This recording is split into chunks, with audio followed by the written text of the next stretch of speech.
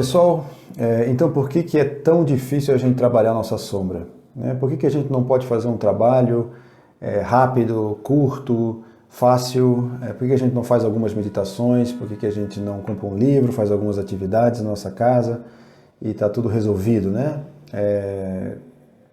A resposta curta para essa pergunta é a nossa resistência a trabalhar a sombra, a nossa dificuldade de assumir a sombra como traços da nossa personalidade. Não sei se está todo mundo familiarizado com o conceito de sombra, mas a sombra são traços da nossa personalidade que em algum momento da nossa vida foram rejeitados, reprimidos e jogados à nossa inconsciência para a gente não mais tomar conhecimento dela, né? Por isso que se chama sombra.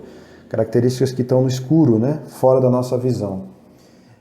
Mas são nossas características que precisam ser reintegradas, né, para serem desenvolvidas. Então, essa é a sombra, né? E nós temos uma resistência monumental a trabalhar a sombra. O Jung falava, né, o Jung, que é o maior especialista em sombra da nossa psicologia moderna, ele falava que a sombra é a última coisa que o ego vai entregar, a última coisa que ele vai querer reconhecer como sendo parte, né, do nosso sistema. Então vocês imaginam, né, que o maior especialista em sombra, um dos maiores psicólogos da era moderna, fala que a sombra é a última coisa que o ego vai entregar, então a resistência é realmente monumental. Por isso, quando a gente trabalha sozinho, a sombra, geralmente ela não funciona, porque a sombra é o nosso maior ponto cego. E para a gente ver o nosso maior ponto cego, geralmente a gente precisa de ajuda. Né? Ajuda de pessoas próximas, às vezes terapeutas, ajuda de processos de autoconhecimento, que tenham, às vezes, percepções externas a gente, para que a gente possa despertar e acordar para essas características nossas, sabe? Então, essa é a resposta curta, né? É difícil porque a nossa resistência é muito grande. E a nossa resistência é grande por alguns aspectos. O primeiro é que a sombra, né, o conteúdo da sombra é feito de características que são facilmente rejeitáveis por nós e pela nossa cultura, pela nossa sociedade, né?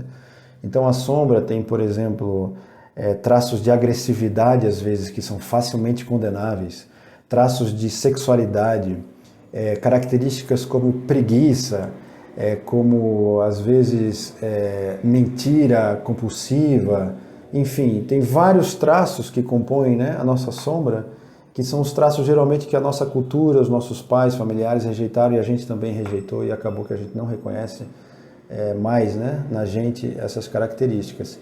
Então, nesse lugar onde a gente, né, alienou essas características da nossa consciência, dois processos, dois mecanismos de defesa acontecem para que essa resistência seja mantida, né, pelo ego.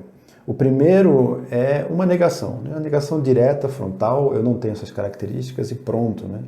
Então essa é o mecanismo que está mais em operação o tempo todo. O segundo mecanismo, que ajuda muito o mecanismo da negação, né, é o mecanismo da projeção. A projeção, assim, em termos bem básicos, né, é atribuir ao outro aquilo que está em mim. Então eu projeto no outro aquilo que está, na verdade, em mim, né, dentro de mim. A dificuldade, o propósito da projeção é que quando eu coloco no outro, eu, assim, subconscientemente parece que eu me eximo dessa culpa, né? Tá implícito que eu estou livre dessa sensação de que eu tenho essa característica. Então eu acuso o outro de ter essa característica. Então é uma esperteza do ego de trocar lugares, né? Colocar atenção em outra pessoa, em um grupo, um evento, alguma coisa que possa levar a culpa, digamos assim, né? Possa ser acusado daquilo que eu tenho medo de reconhecer em mim e também ser acusado por ter aquela característica. Então, a negação e a projeção, né? A projeção talvez seja um dos mecanismos de defesa mais populares que a gente usa, né? Como humanidade, assim. Ele é muito frequente, principalmente aqui no Ocidente, onde existe muita condenação de algumas características humanas, né? Então, a projeção é o que faz, por exemplo, né, aquilo que a gente tem conversado bastante sobre a sombra, que é preconceitos, intolerância, as inimizades, violências, acusações, isso tudo, né, que está muito presente no nosso clima social hoje, é causado pela sombra, né? Então, essas características a gente tem muita dificuldade. Então, se você vê mesmo, quando uma pessoa tenta trabalhar a sombra e dizer para outra, né, puxa, será que você não tem isso que você está falando? A primeira reação é uma repulsa, né? Uma repulsa às vezes agressiva, assim, né? Tipo, não tenho, não tenho.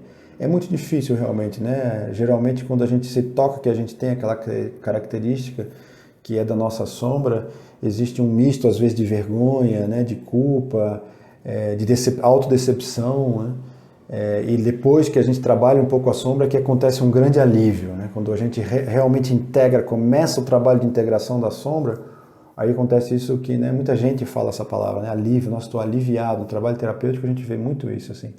Existe esse momento que é um momento assim de um pouco de aflição, né, de tensão, que é o reconhecimento da sombra, mas depois que a sombra começa a ser acolhida, a gente começa a integrar, existe um alívio imenso, assim, um alívio, uma leveza, né? Porque a sombra é um fardo realmente muito pesado de carregar.